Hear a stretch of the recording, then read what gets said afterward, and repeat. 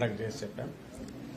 ఖచ్చితంగా రేపు వైఎస్ఆర్ కాంగ్రెస్ పార్టీకి వచ్చిన ఒక ఓటు కూడా పొల్లు పోకుండా అన్ని పాజిటివ్గా మా అకౌంట్లో పడే రకంగా అప్రమత్తంగా ఉండి కౌంటింగ్ పూర్తయి డిక్లరేషన్ తీసుకునేంత వరకు కూడా అక్కడి నుంచి ఎవరిని కదలొద్దని అందరికీ రిక్వెస్ట్ చేశాం, సూచించాం.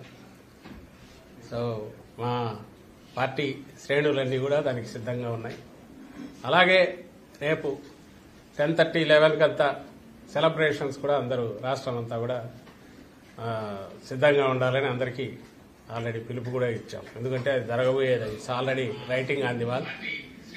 క్లియర్ ఇది కనిపిస్తున్న నేపథ్యంలో ఎవరు ఎన్ని అపోహలు క్రియేట్ చేసి ఏ రకంగా ఏది జరిగినా జరగబోయేదేమో రేపు అది వాస్తవం. కాబట్టి అందరూ దానికి కూడా సిద్ధంగా ఉండమని కూడా అందరికీ సందేశం పంపించాము.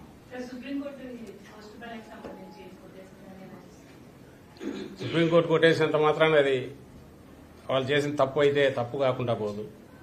క్లియర్, మేము కామన్ సెన్స్ ఉన్న చిన్నపిల్లల్ని అడిగినా చెప్తారు.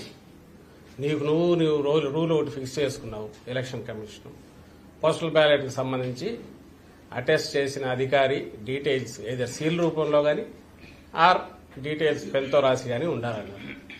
ఎందుకన్నారు? ఒక ఉద్యోగి ఎక్కడో పోయి పనిచేస్తుంటే అక్కడ చేసిన అతని వివరాలు తెలియకుండా ఊరికి సంతకం ఉంటే అది ఎవరి సంతకం కూడా తెలియదు. ఇది లాస్ట్ జూలైలో రిలీజ్ అయిన వాళ్ళ గైడ్ లైన్స్.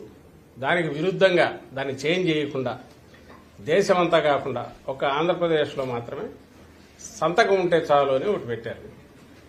ఇది కూడా ఏది తెలుగుదేశం పార్టీ వాళ్ళు వెళ్ళి బ్యాలెట్ పేపర్ చూస్తే సరిపోతుంది, ఇవేం అక్కర్లేదని వాళ్ళు రిక్వెస్ట్ చేశాక వీళ్ళు మార్చారు ఈసీ. దాంట్లో క్లియర్గా బ్లాటెంట్ వయలేషన్. నీ ప్రొసీజర్స్ నువ్వు ఫామ్ చేసుకున్న రూల్స్ నువ్వు వయలేట్ చేస్తుంది ఈసీ. అది కూడా ఇప్పుడు పోలింగ్ అయిపోయిన తర్వాత, పోలింగ్కు ముందు డెసిషన్ తీసుకుని కంట్రీ అంతా ఇంప్లిమెంట్ చేస్తే అది న్యాయమైంది, నిష్పక్షపాతంగా ఉన్నది. పోలింగ్ అయిపోయింది, కౌంటింగ్ దగ్గరికి వచ్చాక అది ఒక స్టేట్లో ఇక్కడ మాత్రమే ఇలాంటి ఎగ్జామ్షన్ ఇవ్వడం అనేది విడ్డూరంగా కనపడుతుంది, అనుమానాస్పదంగా కూడా ఉంది. అదే రైట్ చేశాం. But court doesn't want to interfere at this juncture. కాలేమని అది court can take that call. అది ఇండిపెండెంట్ వ్యవస్థ. కానీ మాకున్న హక్కు పొలిటికల్ పార్టీగా ఏదుందో దాన్ని అయితే పూర్తి ఎగ్జాస్టివ్ గా వాడుకున్నాం. ఆ విషయం కౌంటింగ్ ఏజెంట్లకు సంబంధించి రిలే హౌస్ ఈసారి ఉండకూడదని చెప్పి కూడా కొత్తగా ఇంకొక నిర్ణయం తీసుకుంది. కౌంటింగ్ ఏజెంట్లకు రిలే హౌస్ అవసరం లేదు అనేది ఈసీ తీసుకున్నారు.